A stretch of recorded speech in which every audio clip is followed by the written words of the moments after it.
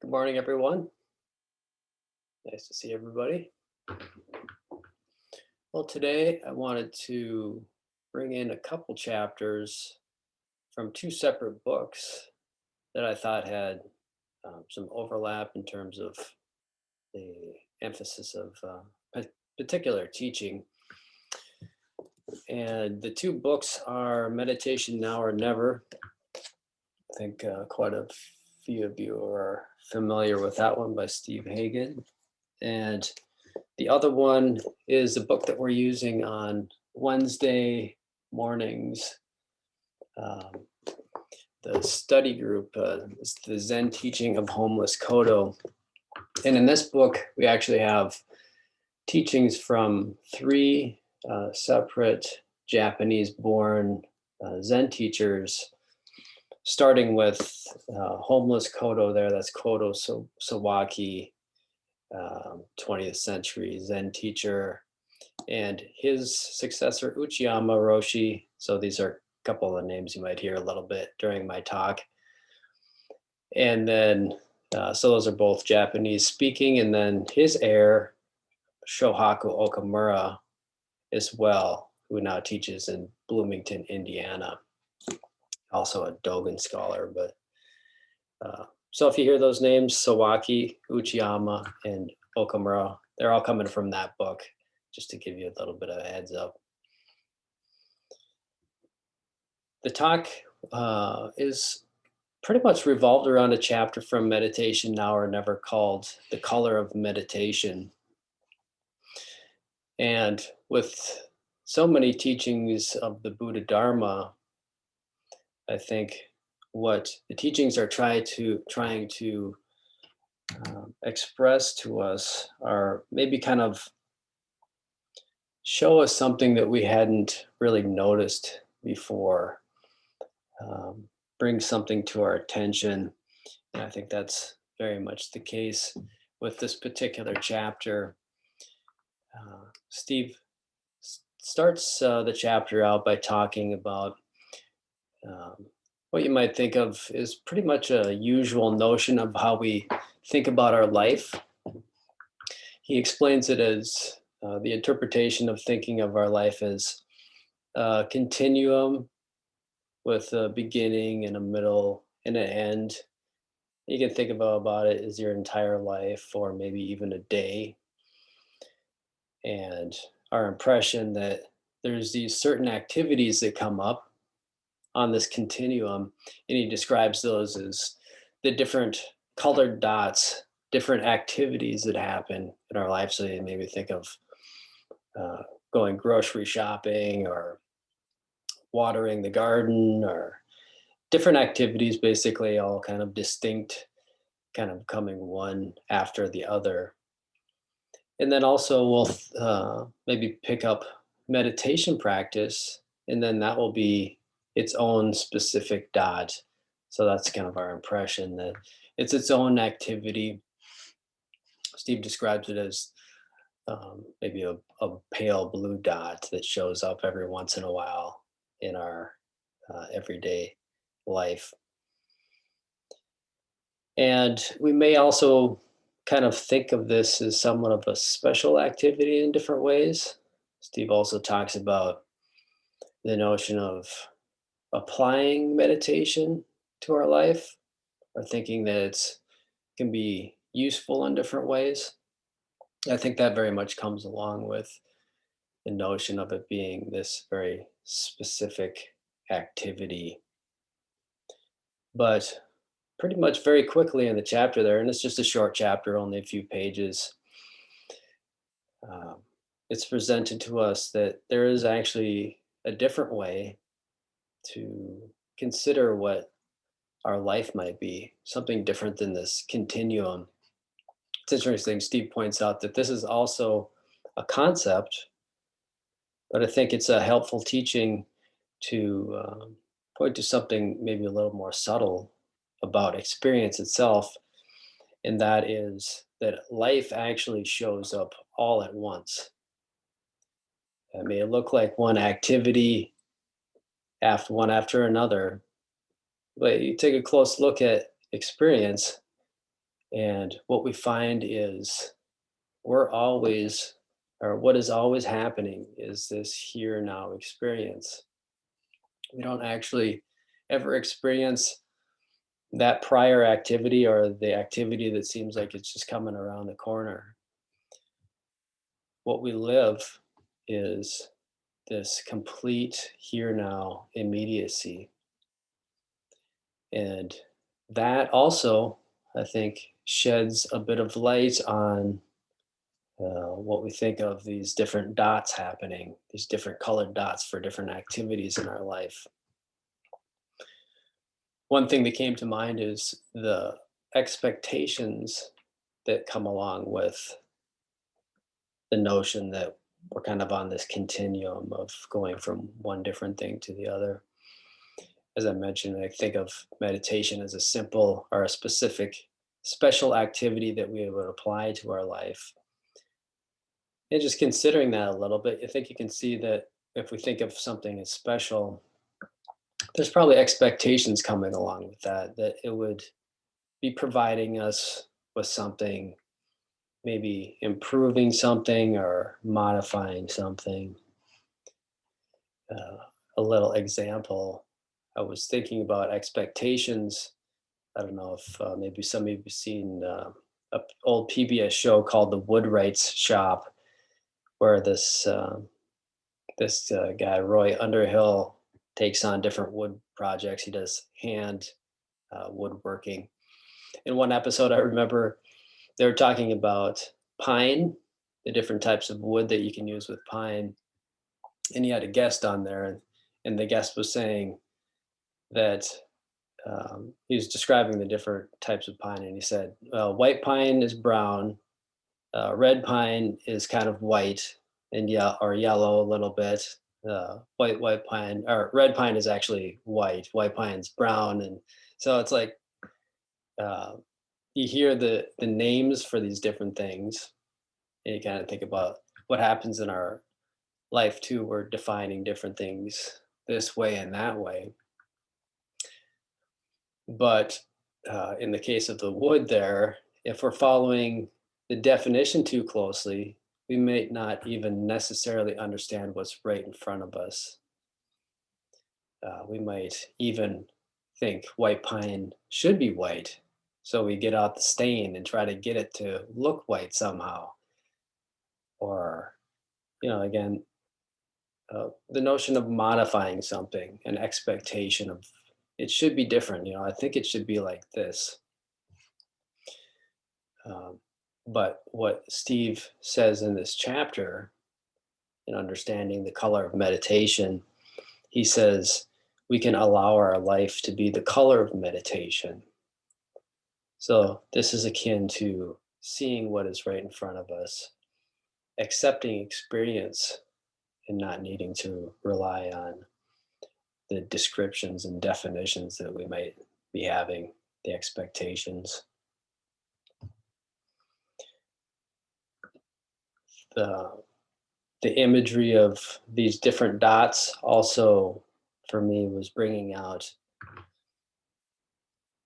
uh, kind of magnifying this tendency to create a discrete or uh, these distinct objects, to think of things as distinct in our life, sequential distinct activities, or this and that objective world, kind of a fragmented world of different things. But the whole feeling of the chapter, again, is getting us to think about something maybe that we haven't pondered, or something that maybe is worth looking a little deeper into, this color of our life, color of meditation. I think of our opinion maybe of the weather. I think of day-to-day weather, very distinct opinions about what happens, particularly in Minnesota. We have pretty much every single option that you could ever think of, from 100 degrees plus to 60 below, and snow and rain, freezing rain.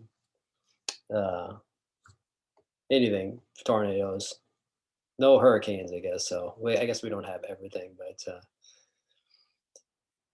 but all the opinions that go along with the weather, pretty easy to, um, it's pretty easy for me to think, well, I wanted to do this thing, and it's just not, the weather's not, it's not following my orders as much as I want it to, or whatever. So the expectations and preferences come up pretty easily.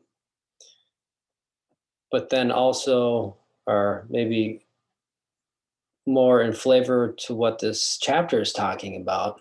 You can kind of think about the weather too, or something that is not so discrete feeling. Say if you move to a different area, if it's a arid area, maybe kind of a desert or high plains area, things are maybe not quite as discrete when you are just in a general environment.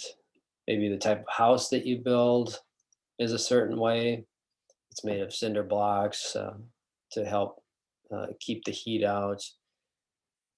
And, it's nice and warm, but maybe it gets pretty warm too. But you're in this environment, you're dealing with that. Or if you're in a tropic area, you have certain types of clothing.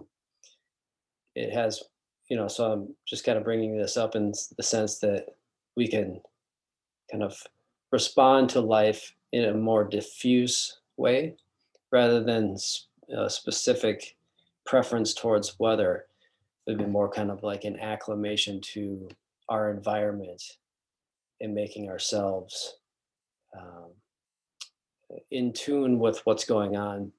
Certainly, you think of indigenous traditions, and when I think of a lot of those wise teachings, I don't think of them saying that you need to modify this in order to make yourself comfortable and to get things that you want. It's often stories of being in sync with the surroundings, to be supportive and to live with other animals and beings.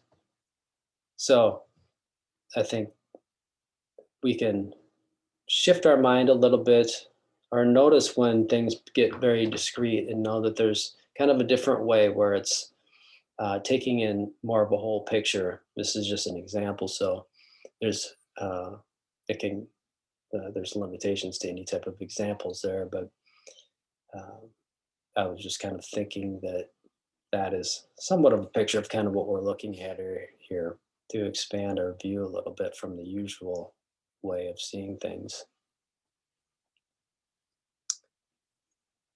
Um, Steve also talks about difficulties in life here. I mean, he's just talking about meditation practice. I'm not going to go into that too much. He talks about how, life, the inevitabilities of life will hit rocks in the road, but with this regular practice, this eye on long term, just consistent practice, we can more easily absorb the shocks in the road. So I would definitely recommend, if you wanted to go and read this chapter. It's really great. It's short. It's got a lot of different aspects, really neatly woven together. As I say, that quote there, "Allow our life to be the color of meditation," is I thought was really a great phrase, something to come back to. Steve talks about the simplicity of sitting meditation. We're just sitting, breathing, um, and we're just returning to where we are, just here and now, which tied into another chapter I also read, Frog Sitting. I don't know if you've read that one, or it's the uh, kind of short little story about a frog who is sitting on a lily pad. And it's just, there's nothing about the picture that is not the life of the frog completely. It's sitting there, it's ready. If a fly comes by, it can just snap it out of there, and then it returns to its steady gaze. Or if a big water droplet from a oncoming rain cloud comes by and plops on the frog's head, it does a single blink and then it just resumes its frog sitting. Yeah, I thought that was a nice image for how our meditation practice can be. It's very simple. And also, really, you think about sitting and breathing, just the um, just kind of thinking about what that looks like. It looks like life, really, doesn't it? I mean, it doesn't look like some special, grandiose activity. Or it doesn't look like something that we're kind of posturing, getting ready for something big and grandiose to happen. It's just, I mean, we might be obviously, but uh, I don't know. It's the image of calm, this image of collecting the mind, but really we're just sitting here with life. That's what that's what our life is. I mean, it's just completely our life. The picture of that frog is very much the same too.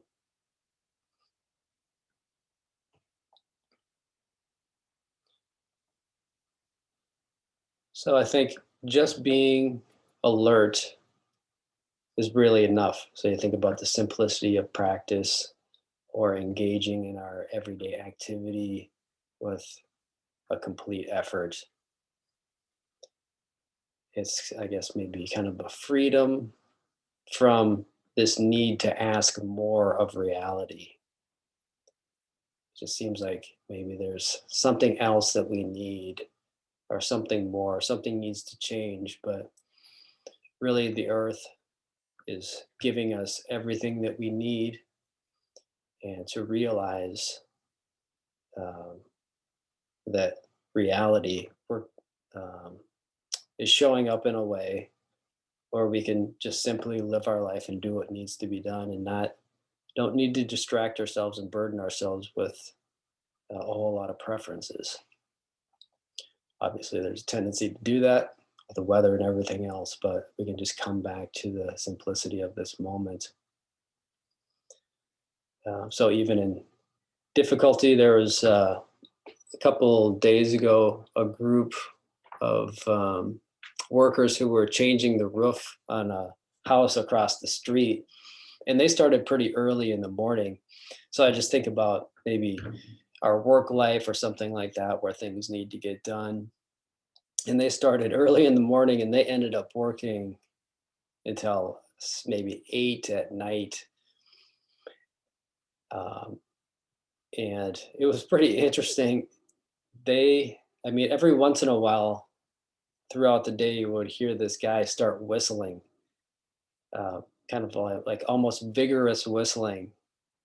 And just throughout the day, it was this communication between, I think it was mostly all guys there, but I don't know if it was the family or what, but just kind of had a joyous feel to it. Every once in a while, one of the workers would burst out into this mariachi, like singing, basically a single guy kind of singing for a few moments, and then but you'd hear hammering going on at the same time, and I don't know, it's kind of little bit of a lesson for me that you got this hard job, you're working 12 hours, but does it have to be as painful as maybe um, or does it, it it can be a joyful thing just to take up our life, do hard work, and um, there's nothing wrong with that.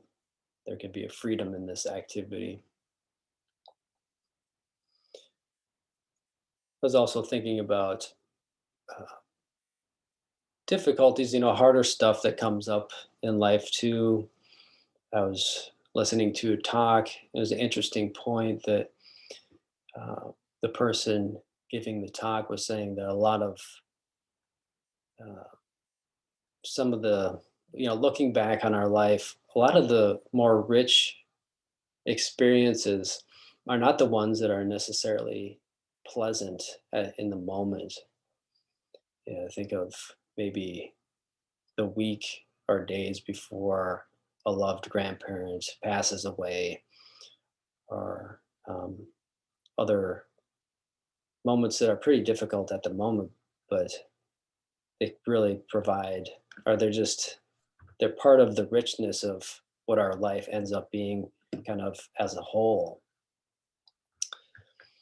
And that um, we don't really, when we really, I think, feel deeply about it, it's those things are not things that we want to get rid of. I think I would say that's probably a deep sense that we don't actually want to get rid of any aspects of our life when it really comes down to it.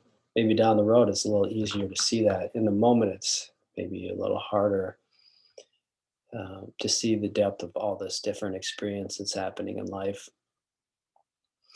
And I bring that up just to kind of segue a little bit into that second book of quotes from Sawaki Roshi. And he has this tendency of kind of throwing in pretty striking sounding statements. And this is one of them. He says, "We don't practice to attain enlightenment. We practice dragged around by enlightenment." Which, when I first read it, that was, I couldn't quite make sense of what he was saying there. But um, I think it ties in a little bit to what we're looking at today. So you look at the first part of that, we don't practice to attain enlightenment, I think is a teaching that is pointing that practice is not for something else. Again, this it may look kind of like a special activity for transforming our life or changing something. Excuse me, but um, it doesn't. We can have kind of we can kind of set that notion aside and just let practice be practice. He says we practice dragged around by enlightenment. Um, and here, I think this is a nod in his way. And again, you kind of have to take his statements in stride. It may sound pretty strong there, but I think what he's trying to communicate is that this practice is our life. So it's not um, just about, or it's not about just maybe like an idea of a blissful state or something like that.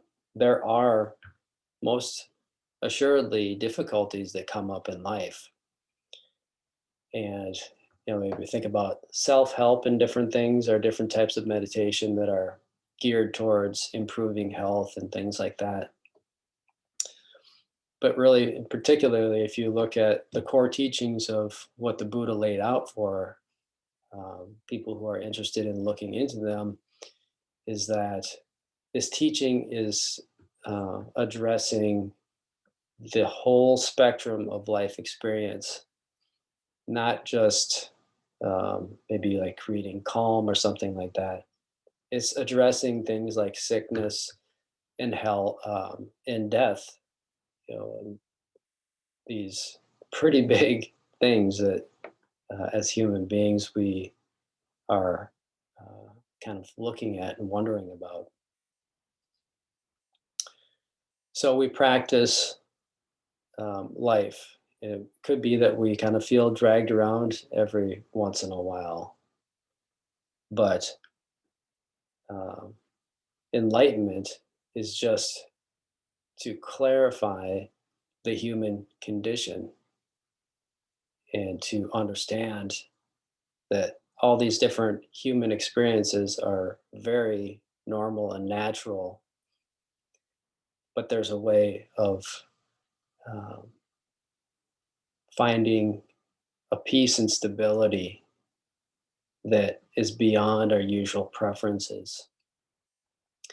And Steve talks about kind of that side of it in his chapter as well, to be able to weather the bumps in the road in a way that maybe hadn't occurred to us before, where we can stick to this steady practice.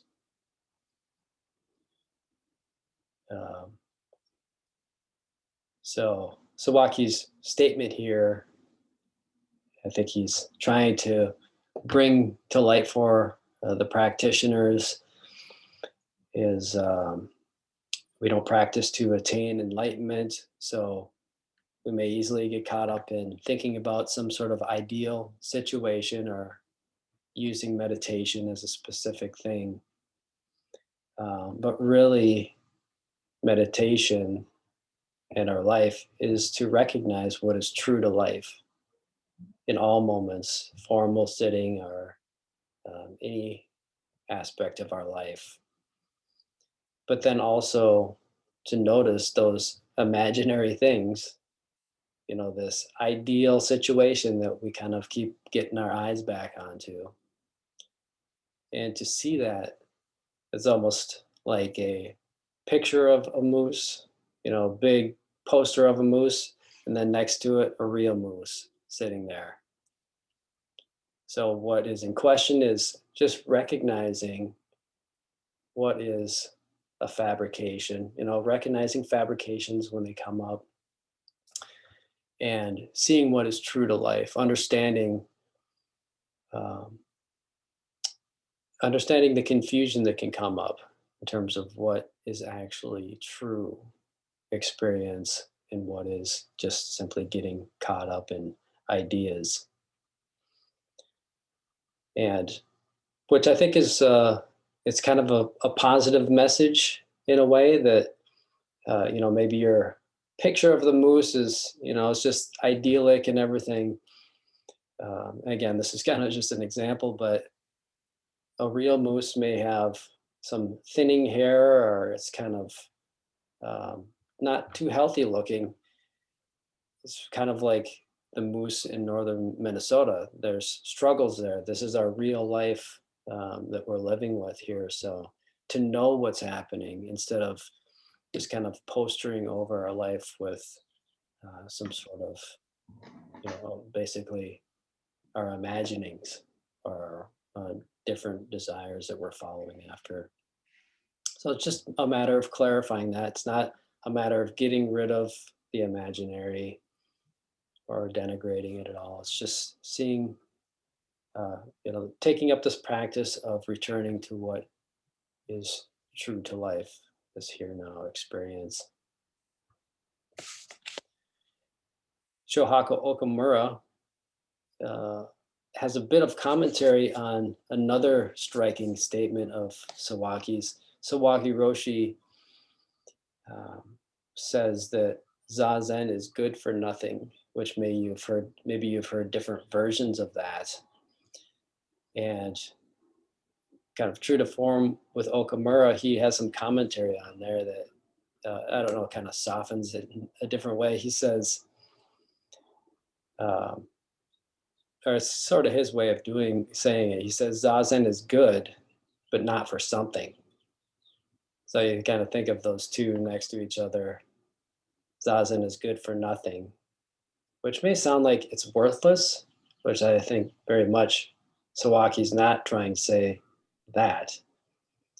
But Zazen is good for nothing is the same as Okamura saying Zazen is good, but not for something. So you think about that something and the little blue dot that we're trying to apply to something.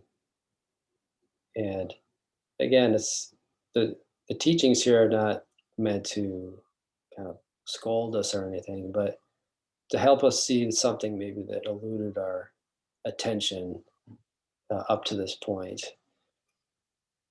We can see that blue dot is the color of our life, again, with this steady practice, not something you don't need to get distracted in trying to apply it to an idea of an ideal goal or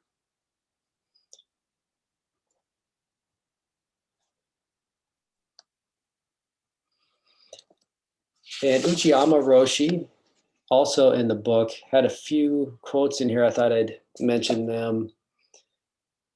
They're more in line with kind of a meditation instruction.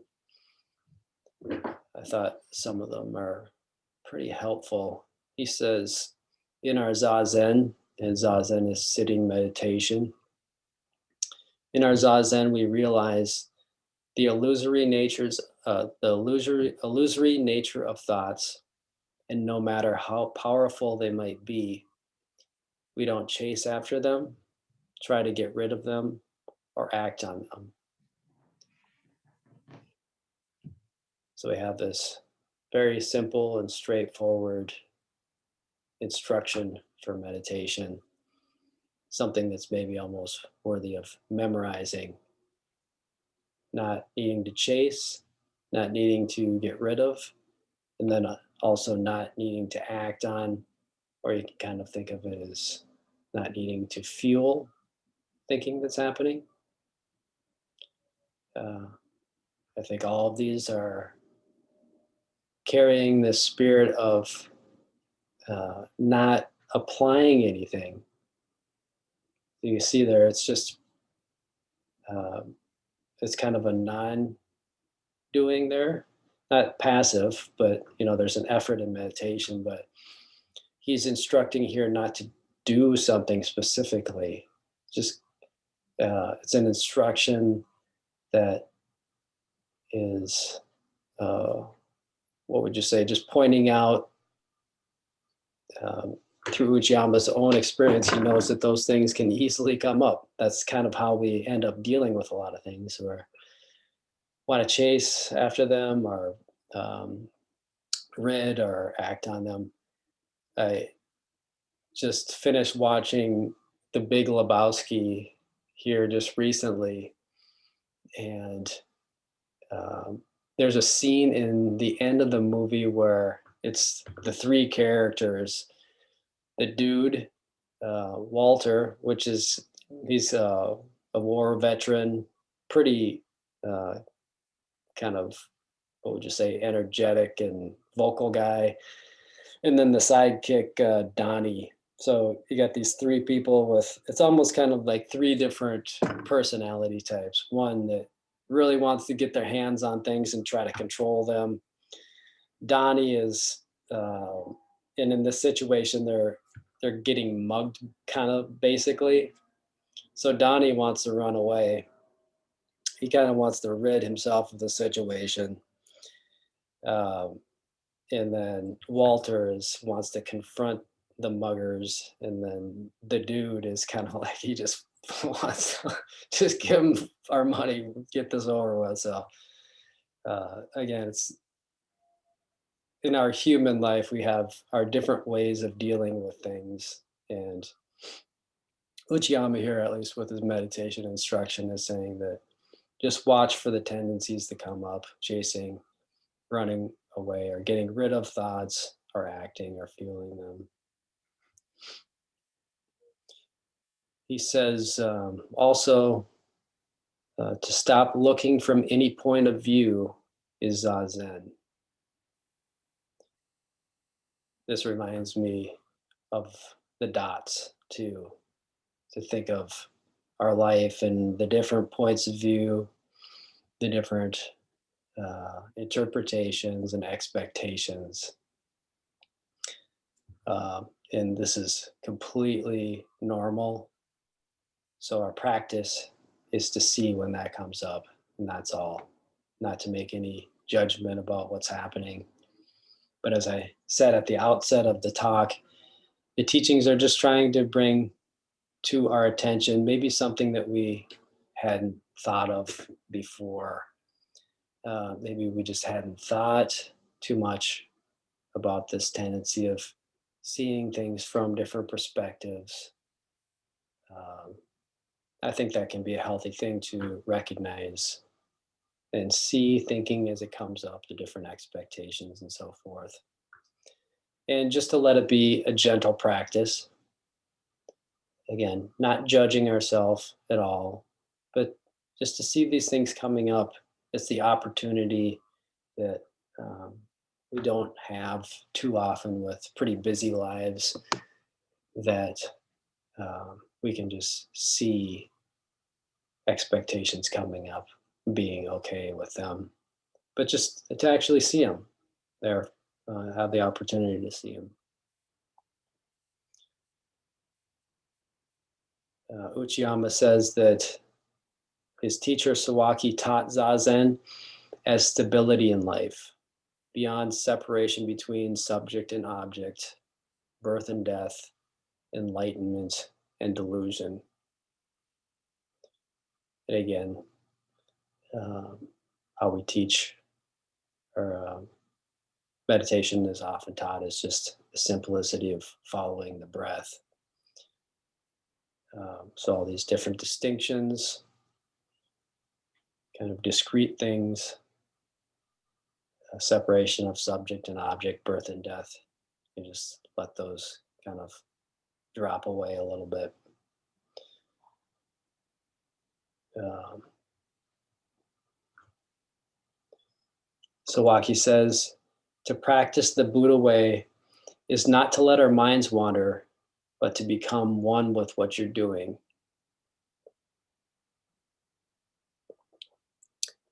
And what we're doing is life. That's what is always happening.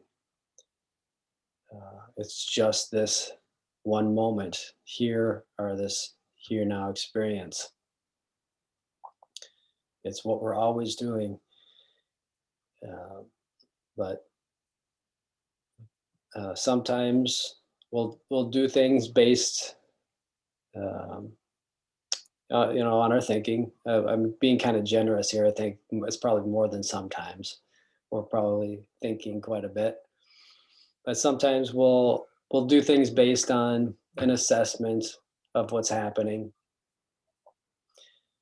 We'll make an immediate assessment about what we want, and we'll kind of desire something or want something to go away based on kind of our the orientation of what is preferable to ourself, the ego self. Sometimes we'll actually kind of act more on intuitive level. I think of a recent experience where I was kind of caught up in a thought. We're buying a car right now, so I was kind of thinking about that, sort of not obsessing on it, but I just kind of continued to think about it, and um, then I just kind of stopped and noticed a bit of a heavy feeling with that, and then I also just, for some reason, I remember these advertisements that I saw for international aid. So, children in third world countries. So it was kind of interesting that I noticed a difference there somehow. One was a little more based on what was interested in. It had a certain heavier feeling, and then this kind of broader idea. I was still thinking about something, ways to maybe help out in the world if possible. So, there's different ways of thinking. Maybe some, uh, at least for me, I felt that that was maybe something to ponder a little bit about how to open my perspective a little bit. But then also, I think there are ways of doing things that's not based on any type of assessment at all. And ultimately speaking, I think the teachers, Zen teachers in the past, say that we can rely 100% on this. I would say that to live our life, noticing expectations when they come up is, again, for me, I would say that's probably the way really to um, understand intuition better, our ways of getting outside of oneself or selfish, whatever things that we got going on, maybe to wonder how we can help or do things that are less harmful in the world. So this third way, not doing, not needing any type of assessment at all.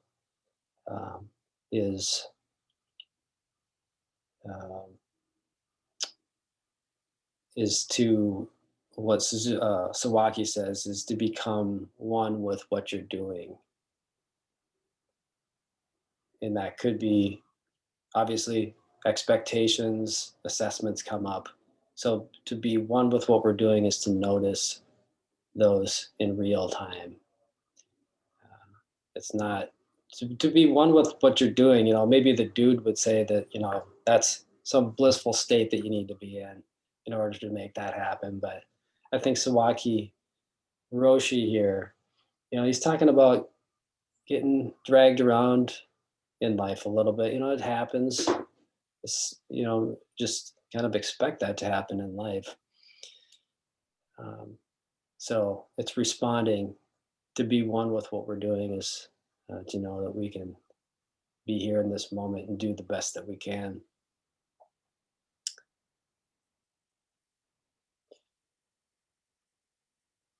Let's see.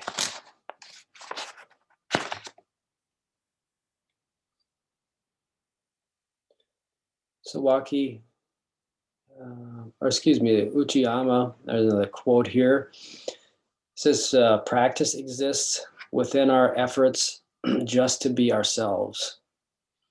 In everyday life, there are rainy, windy, and stormy days. But whatever conditions we may encounter, we just continue to sit as the stability of our entire lives. So I noticed that phrase a couple times in the book, the stability of our entire lives.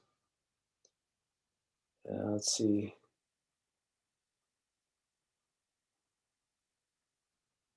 There was another one similar to that, but that phrase comes up, Zazen as the stability of our lives. And it coming up with a talk here is sort of presented with the conundrum of having to say something about that. And I hesitate to say anything about Zazen being the stability of our entire lives. I think that's something maybe that can only be realized, um, or can only kind of point at that in the sense that regular practice is something that is the communication of what that means, if that makes any sense. So just simply to trust in the simplicity of practice, to become one with what we're doing and return to that effort.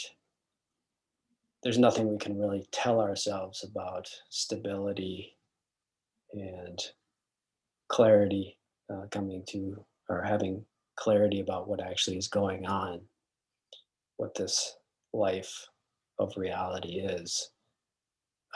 So you see all kinds of examples here of meditation practice, regularity, coming back to practice, and just letting practice just simply be practice, not don't have to make it into something else or something specific. And perhaps that stability will show itself.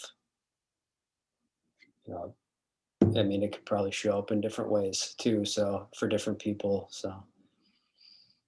Uh, Dogen Zenji is quoted in the book a little bit. I thought there was a quote here that was in line with what these three different teachers are talking about.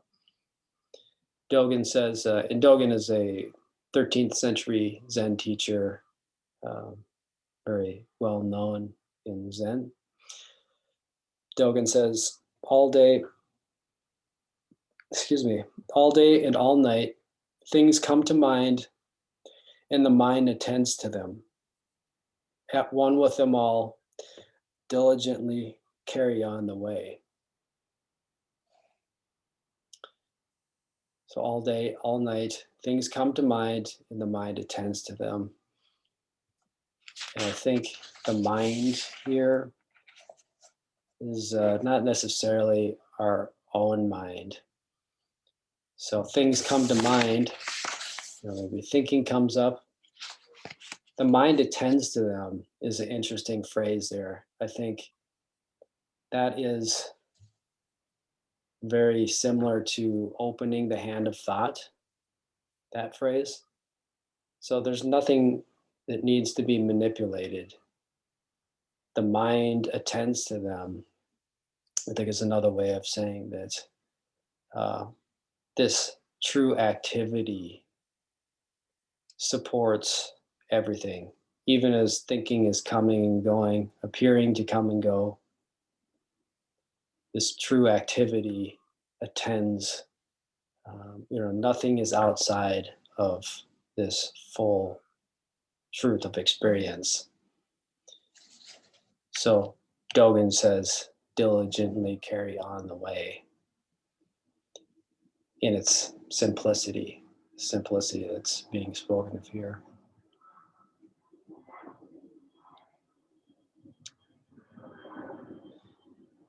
Another quote I heard recently is actually during the study groups. Somebody brought it up. A teacher of another tradition, the Thai forest tradition, a person who I don't know much about, Ajahn Chah, said that if you have time to breathe, you have time to meditate, which I thought was a good one. It almost has kind of two sides to it that,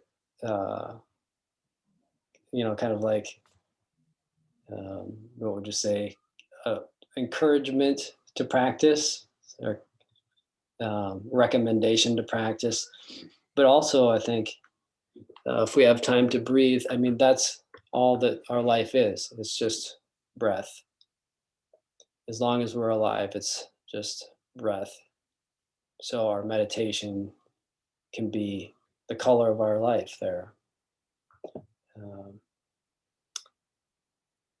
And perhaps that's what this stability is, in a sense, is realizing this completeness of our life and bringing or resuming the practice of awareness in all aspects of life. Let me see. Just a few minutes, 10 minutes left here. I'll maybe try to leave some time for questions. There were a couple other quotes that I wanted to bring in from Suzuki Roshi. That was a nice compliment to this particular topic. So maybe I'll just read those for you. And this is from a talk from 1965, and he's talking about why we should practice Zazen and also why we should study. He says, without true practice, it is impossible to realize our true nature. Of course, whether we are aware of it or not, what we do in our everyday life is based on our true nature. True nature drives us to do something. But if you do not understand, or if you do not realize what is true nature, and if you have no system to know the actual meaning of your true nature, you will get into confusion.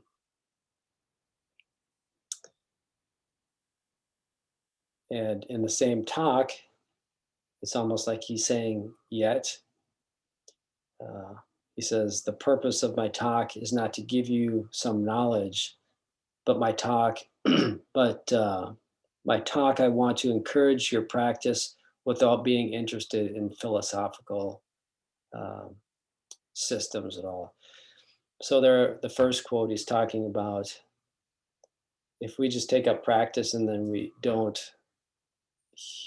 maybe hear some clarification or teachings about it, we could easily get caught in confusion.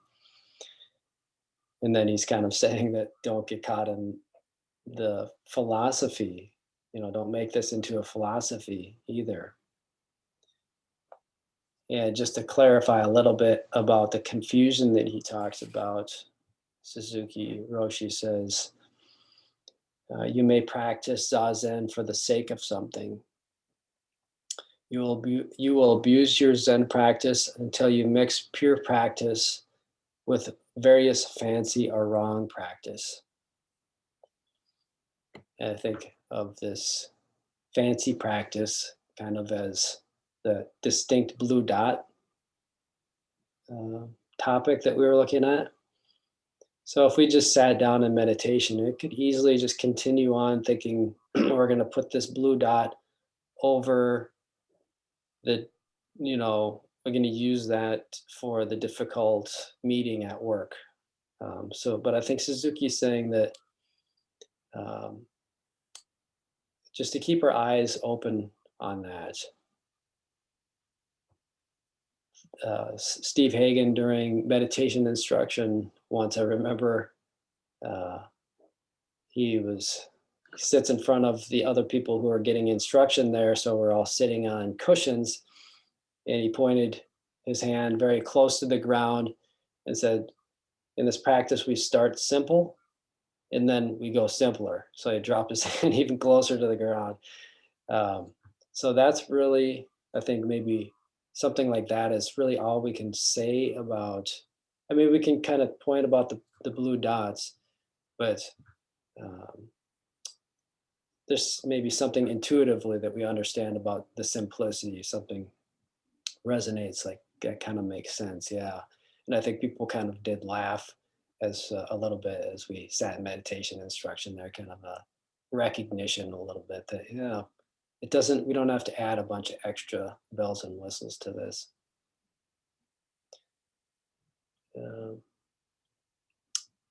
Suzuki just kind of elaborates a little bit. Our way is to use everything in right purpose and to put everything in its own place. So living this life all at once and doing our best to respond to whatever's coming up the best that we can. Excuse me. He says, whatever image comes up, and this is a talk kind of verbatim, so it's not edited. It may kind of sound a little strange, but whatever image come up, you just accept it and let them go out. And he laughs. And whatever sound you hear, you let come in and let go out. And this sounds pretty unfancy to me. I think that's what he's getting at, simplicity and direct practice. I think that's pretty much all I have for the talk today. So if anybody has any questions or comments, that'd be great. If you'd like to. Yeah, Jeff, go ahead. Yeah, I have a question about time. I don't know. I think what you were articulating about time being in the present moment is kind of what happens in Uji, that essay or whatever, the fascicle by Dogen. But I don't get that, because you're talking about time being the present moment. My experience of time is almost always very future oriented, whereas I'm coming from a past and the present is barely there and it's toward the future. For instance, right now I feel thirsty, so I reach for this thing. Do you see that? And drink. Okay, the whole time I'm future oriented toward taking care of my thirst. Am I in the present moment when I'm drinking the tea? Well, maybe a little, but I'm starting to orient myself towards putting this cup down. So, I'm trying to understand it. I'm not. I guess that's my question. I don't get it. It seems to me like we are, and everybody else that I look at is like this. And what being in the present moment exactly would mean when we're obviously always future oriented, I guess that's where I am. Mm-hmm. Yeah, that's a great point. Maybe in terms of experientially, the only thing, Because I think, yeah, it's kind of like we can just talk till we're blue about the present moment, and I think that's partially why meditation is a strong topic in these particular teachings here. So it would be just noticing the thinking that happens. If we take the time to sit in meditation, we may notice that whatever thinking comes up, that is always immediate. So, but just sitting quietly with that, uh, it might become clear in some sense that that thought is oriented towards an idea of the future or the past. But actually, that thought that's happening of wanting to pick up the cup to drink, that thought is happening right now. I mean, it takes a moment to go get the cup. There seems to be a progression there, but slowing down a little bit and noticing that thought come up right in this moment. It's possible, I think, to notice that that thought is right here in this immediate moment. But there's kind of like a notion or a projection that something is going to happen soon, but also that is a thought right now. And it could be a thought about the past too. So maybe that's a little more of a striking image. It's like the thought of the past comes up, but we know we can't go back there. It may seem like we kind of go to the future and now we're in the future, but whether it's a thought of the past or the future, that's happening in immediacy. So I don't know if that addresses it all. And I don't know, I kind of hesitate to talk too much about it. It's almost kind of like we have to sit and quiet ourselves to see this life that's happening all right here now. That's the only real way. It's almost like I'm talking too much here about it. Uh, No, thanks a lot. I'm sorry. In the middle of this, I keep getting a call from my elderly mother. That's why I'm kind of jumping around. I was trying to pay attention to her, so I'm going to have to take care of that. okay. So Yeah. thank you for everything. I do have to go now. They keep calling me. Thanks, Jeff. So No, that's our everyday life. We have to take care of all kinds of things, and yeah, it's a rich life that we all live in different ways, difficulties and joys and everything. but I appreciate your answer. Thank you. Yeah, no problem.